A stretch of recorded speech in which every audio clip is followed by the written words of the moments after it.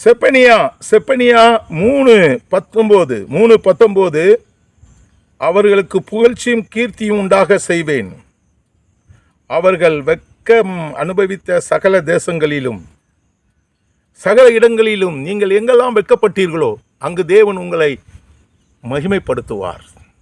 இது தேவனுக்கே ஒரு உரித்ததான ஒரு குணம்.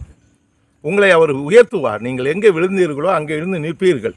எங்கு அவமானப்பட்டீர்களோ அங்கு உங்களை தேவன் அந்த அவமானத்துக்கு பதிலான இரத்தத்தனியான கீர்த்தியை உண்டாக்குவார். ஆகினால்தான் அங்கே என்ன சொல்லப்பட்டிருக்குதுன்னா, சகல தேசங்களிலும் அவர்கள் வெட்க அனுபவித்த சகல தேசங்களிலும் அவர்களுக்கு புகழ்ச்சியும் கீர்த்தியும் உண்டாக்க செய்வேன்.